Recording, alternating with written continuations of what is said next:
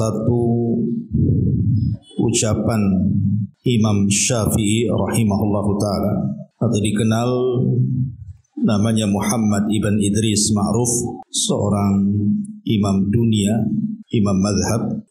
Sa'ala rajulun li Imam Syafi'i rahimahullahu ta'ala, faqala ya Aba Abdillah ayyuma afdal li rajulin an yumakkana aw yubtala. Faqala Syafi'i rahimahullahu ta'ala la yumakkan hatta yubtala. Fa inna Allah idza ibtala Nuhan wa Ibrahim wa Musa wa Isa wa Muhammadan salawatullah wa salamuhu alaihim ajmain falamma sabaru makkanahum fala yadhunnu ahadun an yukhallisa minal alam albatta. Ada seorang laki-laki mendatangi Imam Syafi'i rahimahullahu ta'ala. Kemudian laki-laki ini bertanya, wahai Aba Abdillah, kunyah daripada Imam Syafi'i, mana yang lebih afdal bagi seseorang ketika meminta kepada Allah subhanahu wa ta'ala an yumakkan, untuk diberikan kedudukan yang mulia di dunia, au yubtala, ataukah minta diuji oleh Allah subhanahu wa ta'ala. Maka Imam Syafi'i rahimahullah ta'ala mengatakan la yumakkana hatta yubtala. Tidak mungkin orang itu diberikan kedudukan mulia di dunia ini sampai dia diberikan ujian Allah subhanahu wa ta'ala. Karena sesungguhnya Allah subhanahu wa ta'ala telah memberikan ujian kepada Nuh, memberikan ujian kepada Ibrahim, memberikan ujian kepada Musa dan Isa, termasuk juga memberikan kepada Nabi kita Muhammad sallallahu alaihi wasallam ujian yang banyak. Ketika mereka sabar, maka Allah subhanahu wa ta'ala berikan mereka kedudukan yang mulia di tengah-tengah manusia. Maka janganlah seseorang mengira terlepas daripada keperitan-keperitan hidup di dunia. Ma'asyiral muslimat yang dimuliakan Allah subhanahu wa ta'ala, betapa indahnya perkataan Imam Syafi'i rahimahullahu ta'ala, dan ini risalah kepada siapapun yang Allah sempitkan dadanya.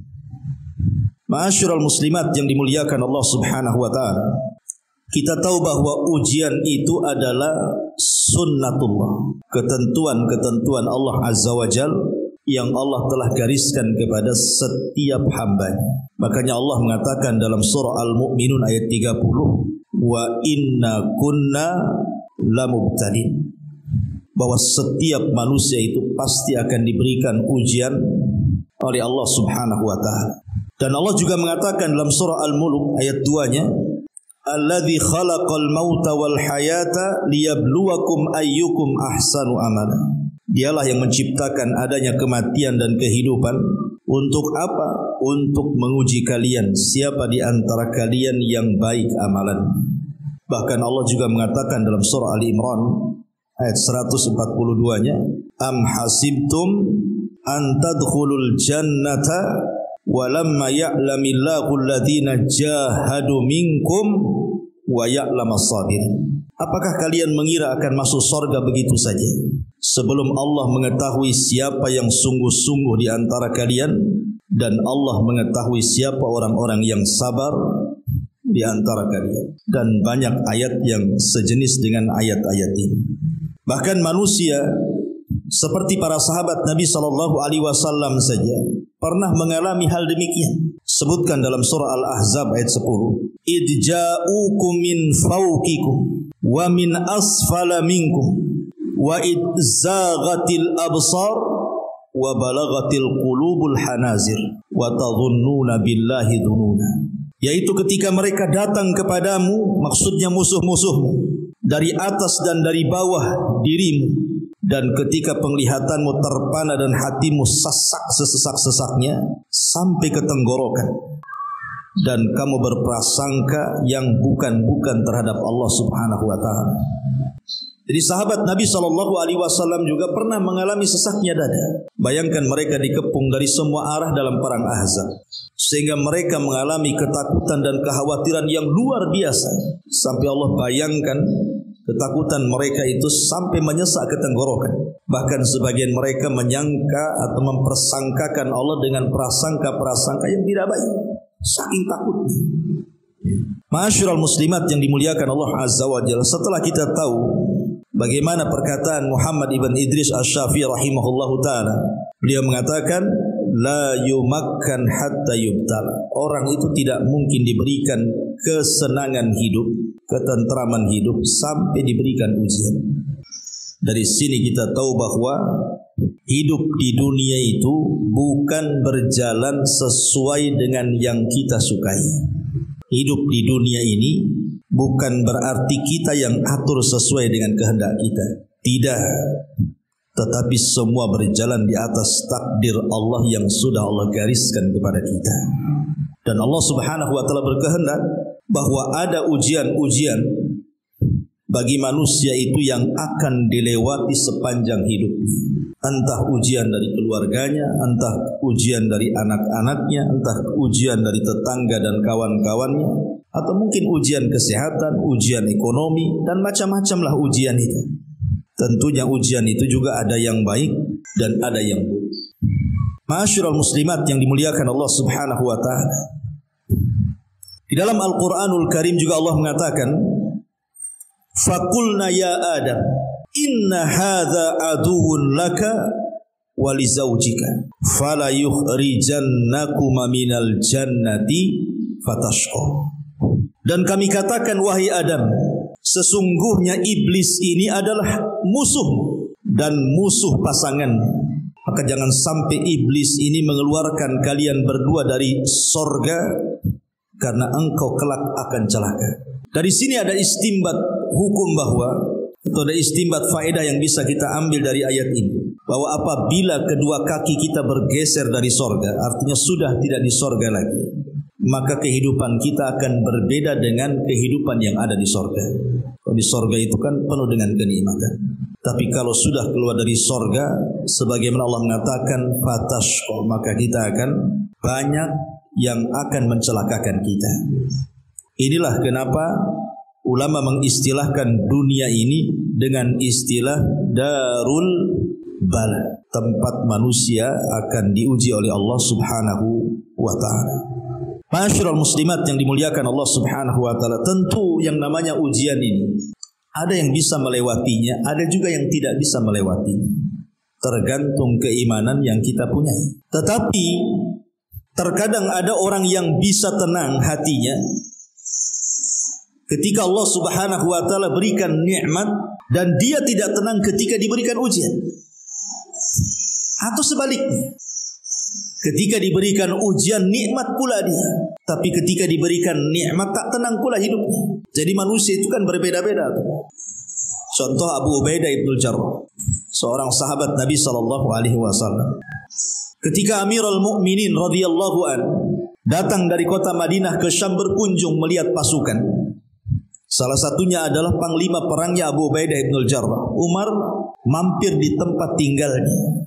Rupanya tidak ada barang-barang berharga yang ada di tempat tinggal Abu Ubaidah ibn Jarrah. Padahal dia sudah menaklukkan negeri adidaya terbesar kala itu, Persia. Otomatis banyak ghanimah, harta rampasan perang kan begitu. Tapi tidak didapati di tendanya barang-barang sedikit pun dari barang-barang berharga.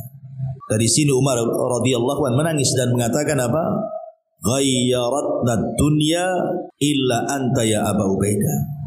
Semua kami terobahkan dengan dunia kecuali engkau. Kemudian ketika Umar radhiyallahu anhu pulang ke kota Madinah, maka Umar kemudian ngomong kepada ajudannya, bawakan uang ini sebanyak 400 dinar, bukan dirham ya, dinar ini banyak, karena dinar itu emas.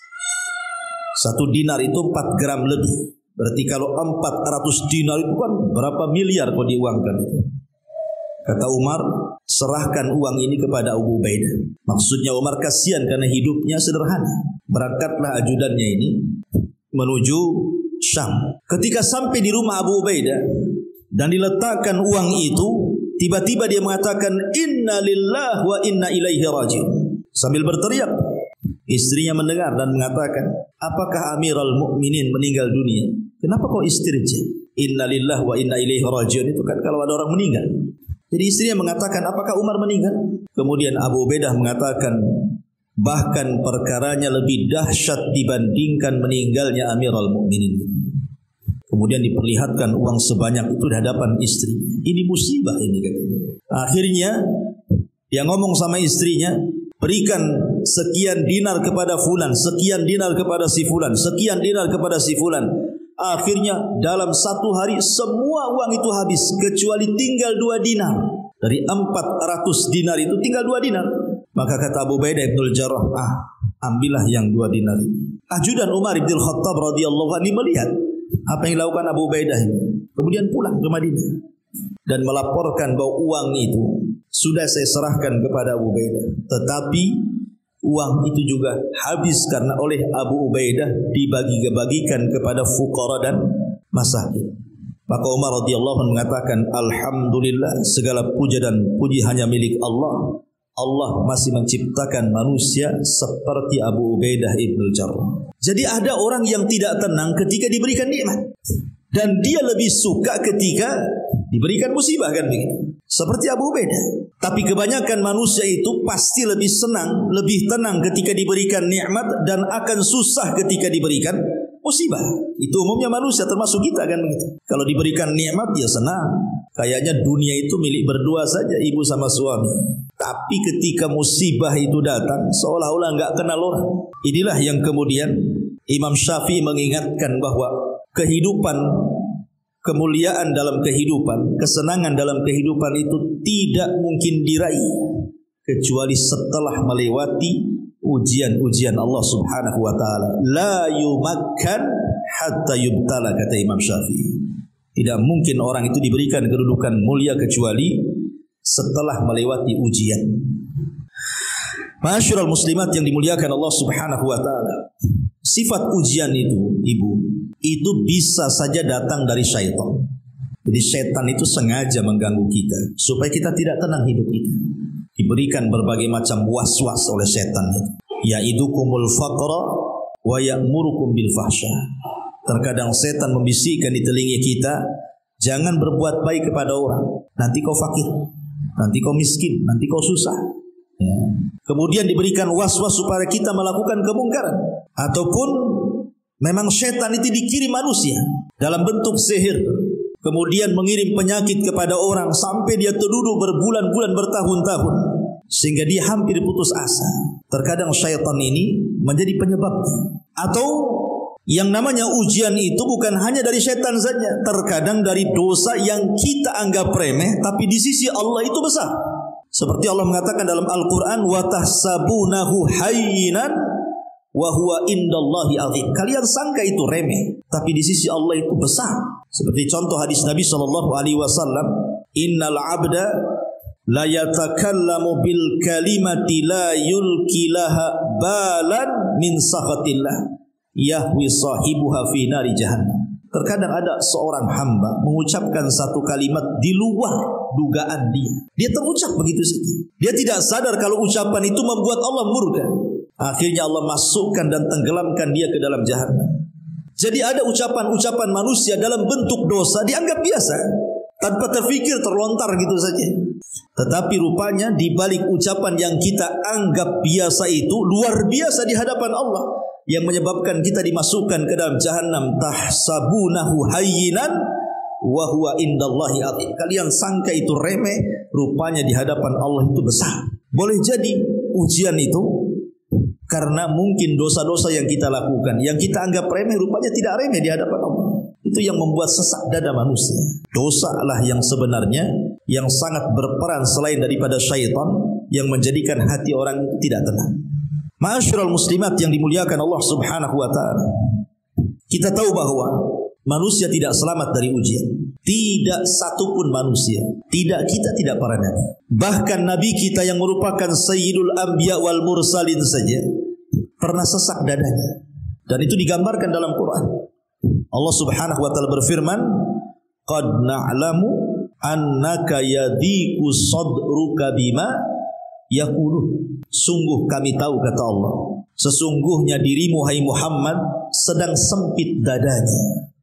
Sungguh aku tahu, kata Allah, sesungguhnya dirimu hai Muhammad sedang sempit dadamu terhadap apa yang mereka ucapkan terhadap dirimu. Jadi saking banyaknya orang yang memfitnah Nabi, membuli Nabi, mengejek Nabi, menuduh Nabi, mengatakan yang tidak-tidak terhadap Nabi, itu mempengaruhi hati Nabi itu, sehingga sesak dadanya. Karena memang ucapan manusia itu, sadar ataupun tidak, ada yang menyesakkan dada kita. Kita dapat kabar orang tua di kampung meninggal, langsung sempit dada kita kan, langsung tidak bisa apa-apa, lemes kita. Terkadang kita mendengar berita-berita seperti itu, kehilangan orang yang kita cintai, itu langsung menyesak tuh dada. Ataupun pamannya utang banyak kan itu, dapat kabar gembira, ini debt kolektor mau datang, apa nggak sesak dadanya kan? Jadi berita-berita itu terkadang menyesakkan dada. Itulah yang dirasakan Nabi SAW. Berita-berita dari luar itu terkadang bisa menyempitkan dada. Itu yang dirasakan Rasul. Makanya Allah mengatakan, qad na'lamu annaka yadhiqu sadruka bima yaqulun. Kami tahu sesungguhnya hatimu hai Muhammad sedang sempit, sedang sesak terhadap apa yang mereka katakan terhadap diri. Dan tentu bukan hanya ucapan manusia saja yang membuat kita sesak. Ya, itu secara umum memang begitu kan Bu ya. Kalau ibu difitnah, dibuli, digibah, dijelek-jelekan, rasanya mau pindah saja. Dan itu pernah saya rasakan juga kan itu. Ketika diuji oleh Allah itu rasanya Batam ini kecil, mau pindah saja ke luar Batam, biar terselamatkan gitu ya. Tapi dimanapun kita berada, ujian itu sama saja. Bukan kita lari dari ujian, tapi bagaimana caranya menghadapi ujian sebenarnya. Dan itu bukan satu-satunya. Faktor ekonomi juga bisa menyesakkan dada, faktor kesehatan juga bisa menyesakkan dada. Apapun ujian itu terkadang bisa menyesakkan dada. Lah pertanyaannya, bagaimana caranya untuk menenangkan dada itu? Inilah pembahasan kita di pagi hari ini. Ma'asyiral muslimat yang dimuliakan Allah Azza wa Jalla. Lanjutan ayat ketika Allah Subhanahu wa taala mengatakan kepada Rasul, qad na'lamu annaka yadhiqu sadruka bima yaqulun. Dan sungguh kami tahu sesungguhnya dirimu wahai Muhammad sedang sempit dadamu terhadap apa yang mereka katakan. Apa solusinya kata Allah? Fasabbih bihamdi rabbika wa kun minas sajidin. Maka perbanyaklah tasbih dan memuji Allah, dan jadilah hamba-hamba Allah yang terus senantiasa sujud kepada. Berarti di sini ada dua solusi. Pertama, tasbih dan tahmid. Perbanyak tasbih dan juga tahmid. Jadi kalau kita lagi sesak dada kita, bukan karena asma Bu ya. Kalau asma minum obat ya. Maksudnya sempit dada ini karena ucapan orang, karena faktor-faktor ekonomi, kesehatan, anak, keluarga, pasangan, orang tua, tetangga, ya, faktor-faktor yang lainnya yang menyempitkan dada kita. Maka Allah memberikan solusi, fasabbih bihamdi rabbik. Perbanyak tasbih dan tahmid. Karena dua kalimat ini adalah dua kalimat yang ringan di lisan, berat dalam timbangan, dicintai Ar-Rahman Allah Azza wa Jal, dan bisa menghilangkan kesulitan. Apa kata Rasul?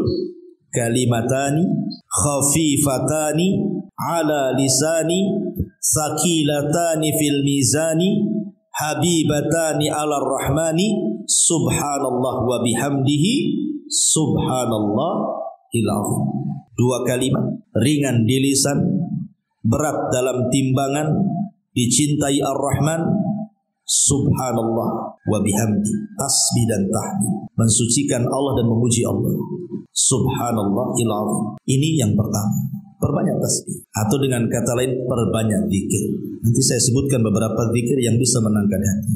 Yang kedua, apa kata Allah? Wa qum minas sajidin. Perbanyak salat. Maksud sujud di sini maksudnya salat. Makanya Aisyah radhiyallahu anha pernah mengatakan, kana Nabi sallallahu alaihi wasallam idza hajabahu amrun fazi'a ila salat. Kata Aisyah radhiyallahu anha, Nabi sallallahu alaihi wasallam itu kalau ada perkara yang sangat-sangat genting meliputi hati Rasul, seolah-olah tidak bisa keluar dari perkara itu, maka Nabi sallallahu alaihi wasallam akan mengingat hatinya dengan Allah, fazi'a ila salat, maka dia pun bersegera salat. Itu yang dilakukan Nabi. Itu yang dilakukan Nabi. Segera sholat. Karena hanya dengan sholatlah terhubung tali kita dengan Allah. Dan kalau sudah terhubung tali kita dengan Allah, maka Allah pasti akan menghubungkan dengan kita. Setiap masalah itu datang dari Allah dan Allah pasti akan mengangkatnya. Dan sholat itulah satu-satunya yang bisa menghubungkan kita dengan Allah. Makanya Allah mengatakan wakum minas sajid. Contoh sederhana. Hadis yang pernah saya sampaikan di sini, hadis dari Abi Sa'id Al-Khudri radhiyallahu anhu yang dikeluarkan Imam Abi Dawud dalam Sunan. Jadi satu hari dakhala Nabi sallallahu alaihi wasallam al-masjid dzata yaumin. Satu hari Nabi sallallahu alaihi wasallam entah apa yang menggerakkan Rasul tiba-tiba melangkah dari rumah menuju masjid. Padahal itu bukan waktu sholat. Di mana Rasul itu datang di waktu manusia sedang sibuk bekerja, di waktu duha. Kan waktu duha itu orang sibuk bekerja, yang di kantor, yang di pasar, yang di jalan. Pokoknya waktu-waktu duha, jam 8, 9, 10 itu kan waktu kerja orang. Jarang orang ada di masjid. Kecuali waktu libur hari Ahad dan itu. Itu pun jarang juga masjid, kecuali ada kajian. Kalau nggak ada kajian saya nggak yakin ibu datang kan. Karena ada kajian Ahad pagi saja datang ke sini.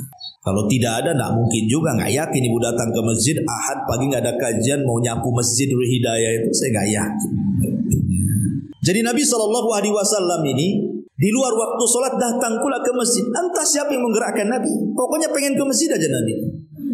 Faida rajulun minal ansar yuqalu lahu Abu Umamah. Rupanya dalam masjid itu ada pula seorang sahabat Ansar namanya Abu Umamah. Sedang beribadah kepada Allah Azza wa Jalla, mendekatkan diri salat, zikir, doa gitu. Jadi Rasul sallallahu alaihi wasallam heran, kok waktu kerja orang di masjid. Makanya Nabi sallallahu alaihi wasallam bertanya, "Ya Aba Umamah, ma li araka jalisan fil masjid fi ghairi waqti shalah?" Ya Aba Umamah, kenapa kau duduk di masjid? Ini kan bukan waktu salat, waktu orang kerja.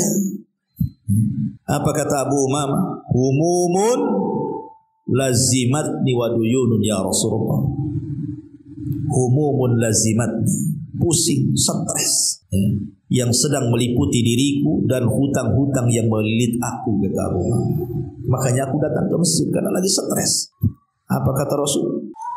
Ya Aba Umamah, afala u'allimuka kalaman idza qultahu azhaballahu hammaka wa qada anka daina. Ya Aba Umamah, maukah ku ajarkan kepadamu satu doa yang kalau kau baca doa ini, kupastikan stresmu hilang, hutangmu terlunasi. Maka saking senangnya Abu Umamah mengatakan, bala ya Rasulullah, tentu wahai Rasul. Orang kalau gak stres dapat solusi kan senang. Maka Nabi SAW mengatakan, Qul ya Aba Umamah, idza asbahta wa idza amsayta. Rutinkan doa ini wahai Aba Umamah di pagi dan di petang hari.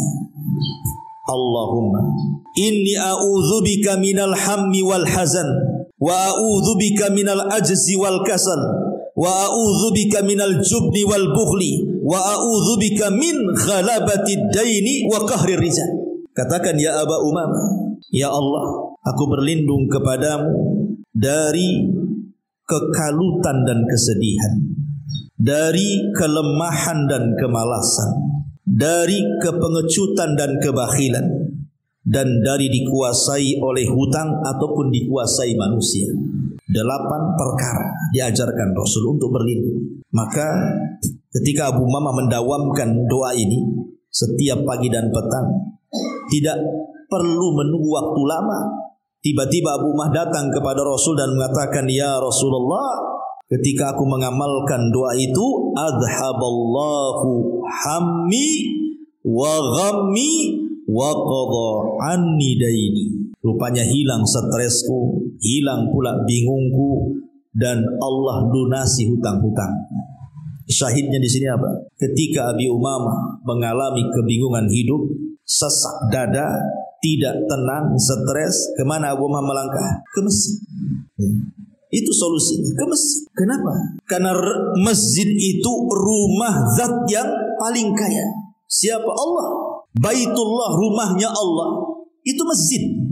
Dan di rumah Allah itulah kita sedang melangkah ke rumah zat yang paling kaya dari seluruh makhluk yang kaya. Yang Allah katakan pada setiap sepertiga malam, man yas'aluni fa'utiya, siapa yang meminta ku kasih.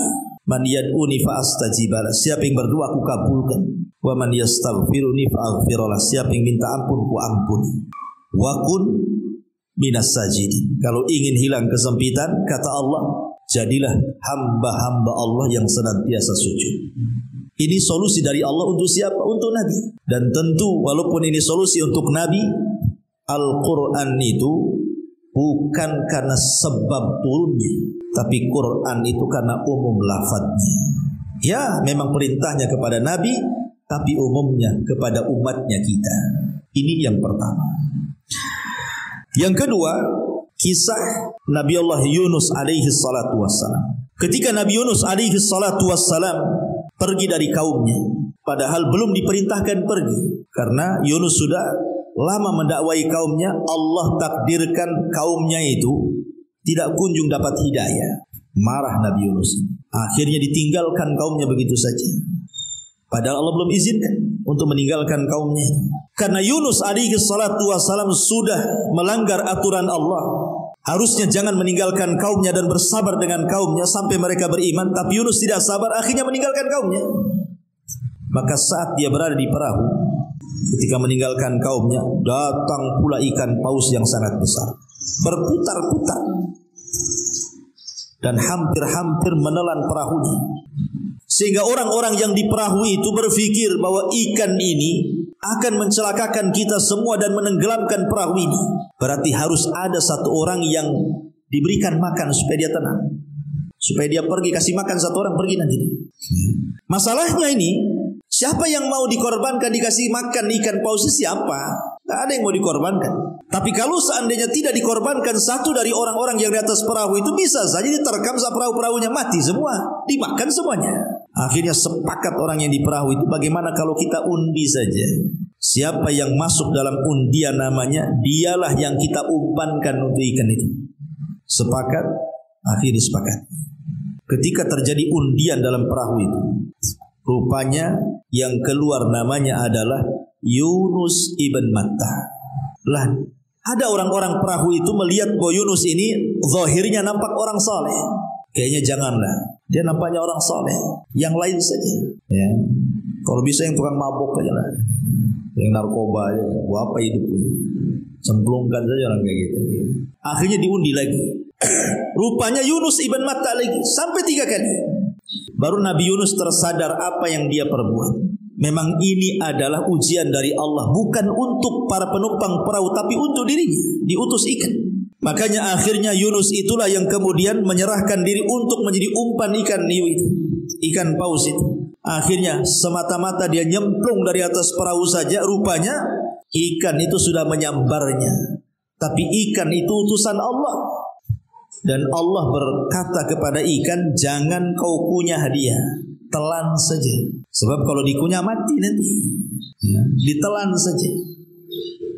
Tapi walaupun ditelan, siapapun yang dimakan ikan itu pasti mati kan.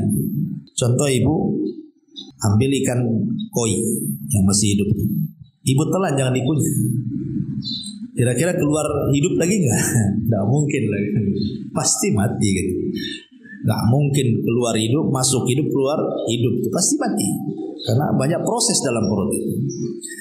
Tetapi Allah Subhanahu wa ta'ala takdirkan Nabi Yunus ini ketika ditelan ikan itu, subhanallah, kita sudah bisa bayangkan orang di perut ikan itu bercampur baur dengan macam-macam dalam satu perut ikan itu. Dari mana Yunus, bagaimana cara dia makan, bagaimana cara dia menghirup udara, oksigen dan begitu seterusnya. Sudah kita bayangkan, tidak mungkin selamat orang diterkam ikan itu. Pasti matilah di perut ikan itu. Makanya digambarkan Yunus itu mengalami 3 kegelapan. Kegelapan perut ikan, kegelapan dasar lautan, dan kegelapan tengah malam. Secara logika dia harus mati.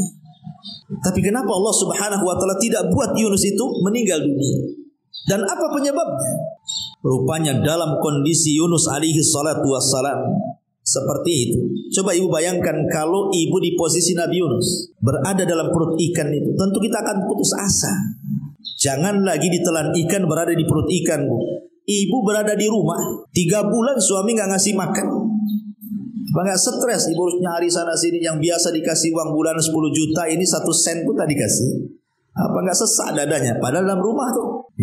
Kita bisa sesak dadanya dalam rumah kan? Mungkin dengar berita tadi, mungkin orang tuanya meninggal, anaknya kelanggar, ketabrak atau apalah gitu. Kita masih dalam rumah belum diperhatikan tuh. Sesak kita dibuatnya, apalagi diperhatikan gitu. Tapi Nabi Yunus mencontohkan kepada kita bagaimana keluar dari kesesakan dada itu. Dengan cara apa?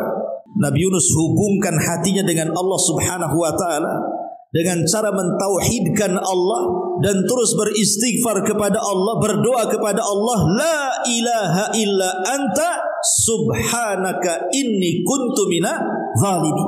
Itu terus yang dibaca Yunus diperhatikan itu. Dia lupakan keperitan hidup diperhatikan itu.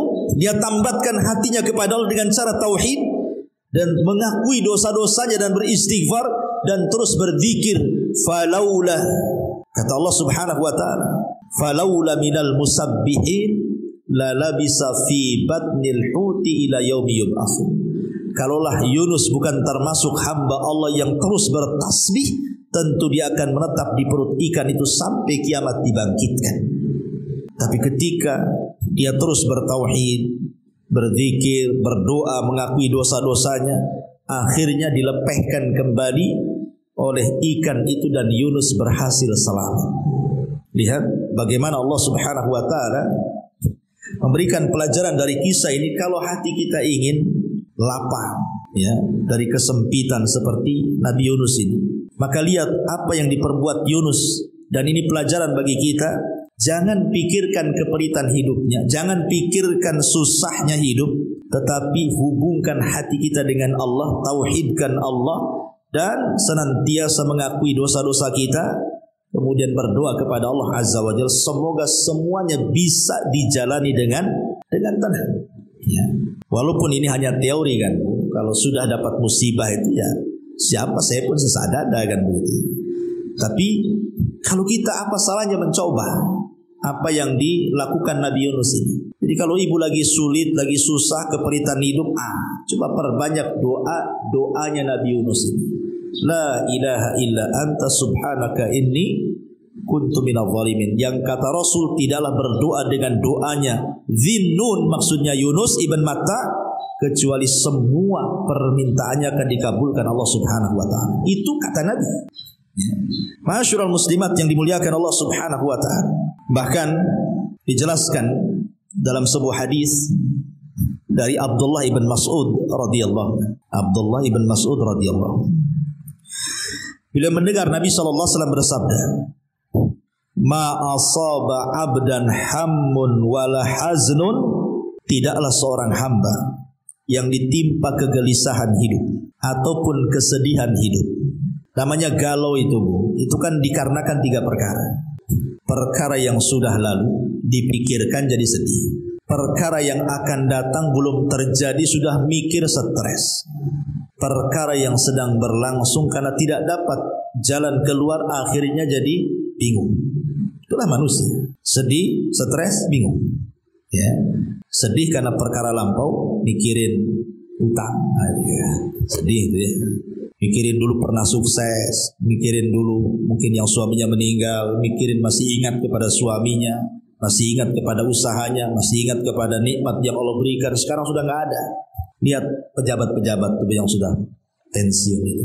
Kesian saya kasih. Kadang-kadang ada sebagian mereka itu yang nggak terima, belum apa istilahnya move on istilahnya. Masih teringat jabatannya gitu. Padahal sudah pensiun 5 tahun tuh, masih kayak dia pejabat aja tuh. Ada orang kayak gitu. Bahkan saya kenal orang kaya.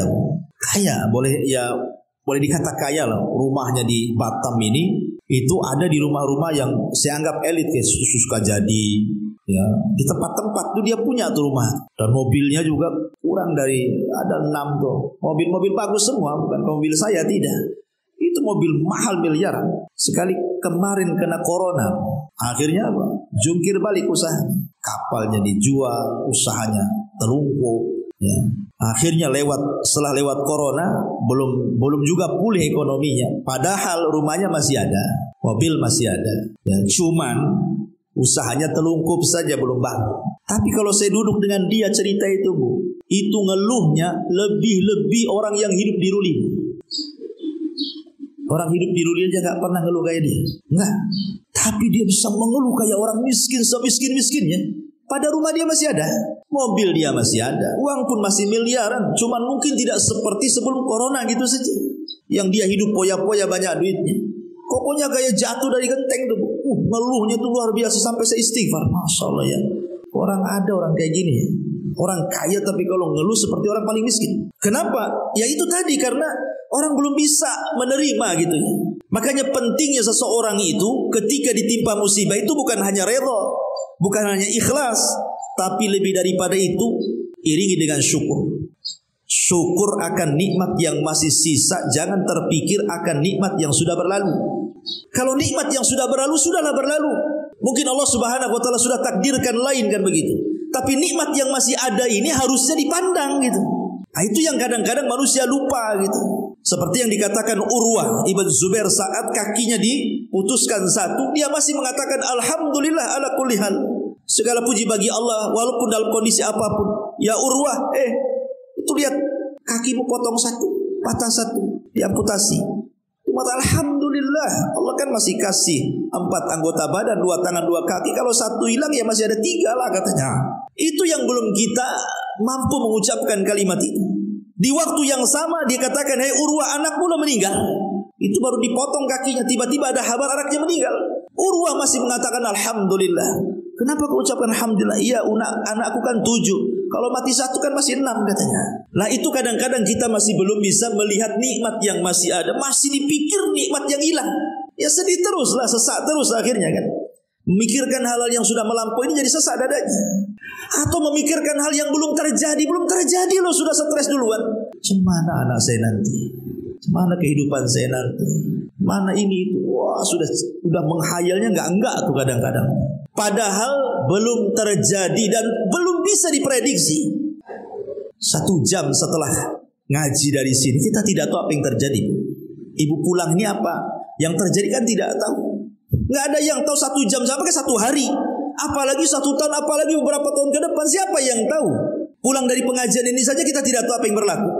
Makanya terkadang hal-hal yang akan terjadi itu jangan dipikirkan, serahkanlah kepada takdir. Ataupun yang membuat orang bingung itu ya perkara-perkara yang sedang dihadapi. Terkadang adalah masalah yang ruwet seperti benang kusut itu tidak tahu dari mana harus ditarik itu. Ya. Nah itulah yang membuat terkadang sesak-sesak dada itu seperti itu. Akhirnya jadi asma pula kan. Gara-gara masalah-masalah seperti ini, sesak dadanya. Makanya kata Nabi SAW, kata Abdullah bin Mas'ud radhiyallahu anhu, tidaklah seorang hamba gelisah ataupun sedih. Kemudian dia berkata, Allahumma inni abduka wabnu abdika wabnu amatika nasiyati biyadika madhin fiyya hukmu adlun fiyya qada'u as'aluka bikulli ismin huwalak sammaita bihi nafsa aw anzaltahu fi kitabik aw 'allamtahu ahadan min khalqik aw ista'tharta bihi fi ilmil ghaibi indak an taj'alal qur'ana rabi'a qalbi wa nura sadri wa jila'u hazni wa dhihabu hammi. Ya Allah, sungguh aku ini adalah hambamu, anak dari hambamu, anak dari hamba perempuanmu. Ubun-ubunku ada di tanganmu, ketentuanmu berlaku pada diriku, keputusanmu adil terhadap aku. Aku memohon kepadamu dengan semua nama yang merupakan milikmu, nama yang kau lekatkan sendiri untuk menemani dirimu, atau engkau ajarkan kepada seseorang di antara hambamu, atau engkau turunkan dalam kitabmu, atau engkau khususkan untuk dirimu dalam ilmu kegaibanmu, agar engkau menjadikan Al-Quran sebagai penyejuk hatiku, cahaya dadaku, penghilang kesedihanku, dan pelenyap keresahanku. Ketika membaca doa ini, kata Abdullah bin Mas'ud radhiyallahu anhu, siapa yang membaca doa ini, apa yang terjadi?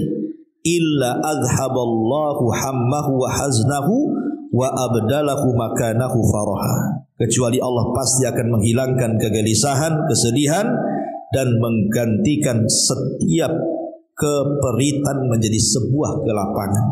Hadis ini dikeluarkan Imam Ibn Hibban dan Imam Ahmad. Lihat, Di sini juga ada pelajaran. Ada isyarat bahwa yang bisa menenangkan hati itu apa? Al-Quran. Karena di sini lafadznya apa? Antaj'alal Qur'ana rabi'a qalbi wa nura sadri wa jalaa hazni wa dhihabu hamdi. Apa di sini Allah katakan agar engkau menjadikan Al-Quran sebagai penyejuk hatiku, cahaya dadaku, penghilang kesedihanku, dan pelenyap keresahanku. Maka kalau lagi sedih, stres, bingung, ambil Quran, baca. Itu maksudnya. Karena Quran ini salah satu yang bisa menenangkan. Karena ada orang yang lagi stres itu apa? Yang didengar instrumen-instrumen lagu sedih pula, makin sedih. Aneh bu, saya lihat orang itu ada dengar lagu dangdut dia bisa nangis. Rupanya lirik lagunya itu memang sesuai dengan kehidupan dia. Mungkin lagi-lagi patah hati, lagunya pula lagu patah hati, makin sedih lah kan itu. Ada orang gara-gara dengar lagu lo bisa sedih, tapi ketika dengar Quran tak sedih pula dia. Itu yang boleh jadi hatinya sudah keras tuh. Nah, yang kayak gini tuh hatinya keras tuh. Mendengar Quran tidak lembut, mendengar musik pula lembutnya kan. Nah, berarti ada setan tuh di dada hati dia. Baik, kemudian juga yang bisa menenangkan hati itu sebenarnya adalah tauhid. Kalau orang kencang tauhidnya itu pasti akan melonggarkan hati. Perhatikan firman Allah Azza wa Jalla surah Al-An'am ayat 125. Faman yuridillahu an yahdiyahu yashrah sadrahu lil Islam. Waman yurid an yudhillahu yaj'al sadrahu dhaiqan harajan ka'annama yas'adu fis sama. Kadzalika yaj'alullahu ar-rijsa 'alal ladzina la yu'minun. Barang siapa yang Allah menghendaki akan memberikan kepadanya petunjuk, niscaya dilapangkan dadanya untuk petunjuk itu. Dan barang siapa yang dikehendaki Allah sesatkan dia, niscaya Allah jadikan dadanya sesak lagi sempit, seolah-olah dia sedang mendaki ke langit. Al-Imam Ibnul Qayyim rahimahullah ta'ala ketika memberikan catatan kepada surah Al-An'am 125 ini, apa kata dia? Dalam kitabnya Zadul Ma'ad mengatakan, min asbabi syarhis suduri yambagi lil muslimi as-sa'yu fi tahsiliha. Beliau mengatakan at-tauhid wa ala hasbi kamalihi wa quwwatihi wa ziyadatihi yakunu insyirahus sadri sahibihi. Beliau mengatakan di antara sebab lapangnya dada yang harus dilakukan atau sepatutnya seorang muslim berusaha untuk mendapatkannya adalah tauhid, dan itu disesuaikan dengan kesempurnaannya, kekuatannya, maka disitulah letak Allah akan lapangkan dadanya. Karena ayat afaman syarahallahu sadrahu lil Islam fahuwa ala nuri minallah. Maka siapakah yang Allah lapangkan dadanya masuk ke dalam Islam, maka dia berada di atas cahaya dari Allah Azza wa Jalla. Dan Allah katakan faman yuridillah an yahdiyahu yasrah sadrahu lil Islam. Barang siapa yang menghendaki akan memberikan kepadanya petunjuk, niscaya dia lapangkan dadanya untuk memeluk Islam. Beliau mengatakan yang dimaksud an yahdiyahu, hidayah di sini adalah hidayatut tauhid. Maksudnya hidayah tauhid. Kalau orang sudah masuk Islam, kemudian Allah masukkan hidayah tauhid kepada kita, maka tauhid itulah yang bisa melapangkan dada. Seperti apa contohnya? Seperti tawakal yang kuat. Orang kalau tawakal yang kuat kepada Allah, tidak akan sedih hidupnya. Orang umpamanya ekonomi kurang, tapi dia tawakal kepada Allah. Tidak mungkin Allah nggak ngasih makan, nggak mungkin Allah kasih kelaparan. Bukankah setiap manusia itu rizkinya sudah ditentukan? Dan bukankah setiap orang yang mati itu tidak mungkin mati kecuali disempurnakan rizkinya? Tawakal kuat, tenang dia. Ataupun redho yang kuat dengan Allah dalam bentuk qanaah. Itu bentuk tauhid qanaah itu. Artinya redho dengan pemberian. Karena ada orang itu yang disakitkan oleh Allah, sengaja tidak disehatkan, sebab kalau sehat dia rusak. Atau ada orang yang sengaja disehatkan, tidak disakit-sakitkan, sebab kalau dia sakit dia kurang ajar. Atau ada orang-orang yang diberikan kekayaan sengaja tidak dimiskinkan, sebab kalau dia miskin bisa kufur. Atau orang sengaja difakirkan dan tidak dikaya-kayakan, sebab kalau dia kaya melampaui batas dia. Jadi semua itu ada hikmah sebenarnya. Lah itu kembali kepada qanaah tadi, redha, kekuatan tauhid dengan cara redha dengan pemberian Allah Subhanahu wa taala. Sedikit banyak alhamdulillah semua ada hikmah di dalamnya. Ataupun dengan harapan yang kuat, raja, takut yang kuat hanya kepada Allah saja. Kemudian kepercayaan yang kuat bahwa Allah Subhanahu wa taala tidak mungkin menyia-nyiakan hambanya selama hambanya tidak menyia-nyiakan Allah Subhanahu wa taala. Ihfadillaha yahfadka. Jaga Allah, niscaya Allah akan menjaga. Dan yang terakhir, tentu ini yang paling urgent, ya, beriman dengan takdir. Di dalam Al-Quran surah Al-Hadid ayat 22 dan 23 Allah mengatakan, ma asaba min musibatin fil ardi wala fis ma asaba min musibatin fil ardi wala fi anfusikum illa fi kitabim min qabli an nabra'aha inna dzalika 'ala Allahi yasir kaila ta'sau 'ala ma fatakum wala tafrahu bima atakum wallahu la yuhibbu kulla mukhtalin fakhur. Setiap bencana yang menimpa di bumi dan yang menimpa kepada diri kalian, semuanya telah tertulis dalam kitab Lauhil Mahfuz sebelum kami mewujudkannya. Sungguh yang demikian itu mudah bagi Allah, agar kamu tidak bersedih hati terhadap apa yang luput dari kamu, dan jangan pula terlalu gembira terhadap apa yang diberikannya kepadamu. Dan Allah tidak menyukai setiap hamba yang sombong dan membanggakan diri. Jadi orang kalau berjalan dengan takdir, kalau seandainya Allah menimpakan takdir yang buruk kepada kita, sakit, kekurangan ekonomi, toh semua sudah dicatat kok. Sebelum Allah menciptakan langit dan bumi, yang hari ini, bulan ini, tahun ini memang Allah sengaja bangkrutkan. Bukan kita yang berkehendak, memang sudah dicatat seperti itu dan semua ada hikmahnya. Sehingga kita tidak terlalu sedih, semua sudah dicatat. Kalaupun kemudian tahun ini kita diberikan nikmat yang banyak, tidak terlalu sombong, tidak terlalu bangga diri sehingga menyombongkan di hadapan manusia. Toh rizki ini juga sudah dicatat di Lauhil Mahfuz bahwa tahun ini saya harus dapat rizki dari Allah kan. Orang kalau sudah berjalan dengan takdir, dia tidak mungkin membanggakan dirinya dan tidak mungkin menghinakan dirinya. Termasuk juga mengingat kematian. Di dalam hadis Nabi SAW mengatakan apa? Aktsiru dzikra hadhimil ladzatil maut fa innahu lam yadhkuruhu ahadun fi dhiqin minal 'aishi illa wassa'ahu 'alaihi wala dzakarahu fi si'atin illa dayyaqaha 'alaihi. Kata Rasul, perbanyaklah mengingat pemutus kenikmatan yaitu kematian. Karena kematian itu, kata Rasul, jika diingat oleh orang yang sedang dalam kondisi susah, maka akan bisa melapangkannya. Tetapi kalau diingat oleh orang-orang yang sedang lapang, maka akan menyempitkannya.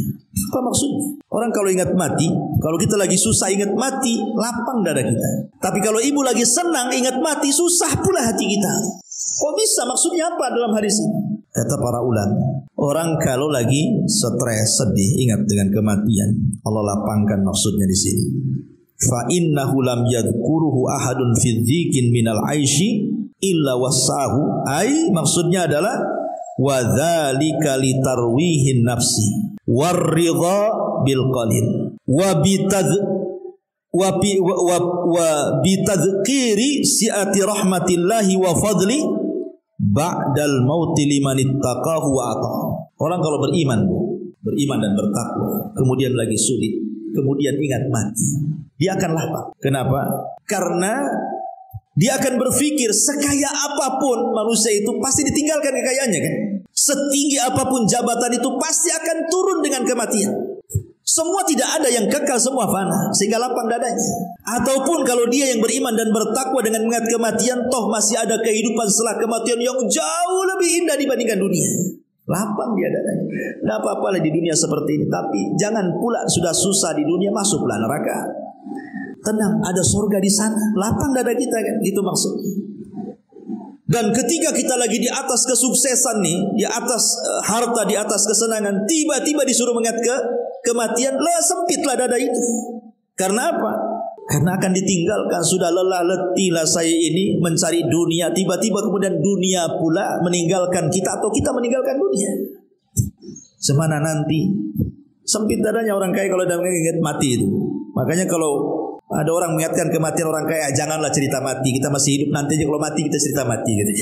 Ada orang kayak gitu. Ya. Karena orang-orang seperti itu biasanya takut mati kecuali orang-orang kaya yang beriman kepada Allah Azza wa Jalla. Wallahu a'lam. Sampai di sini. Mohon maaf ya, saya ada khutbah nikah di Taman Raya, jadi harusnya cepat. Subhanakallahumma bihamdika asyhadu an la ilaha illa anta astaghfiruka wa atubu ilaik. Allahu ta'ala. Assalamualaikum warahmatullahi wabarakatuh.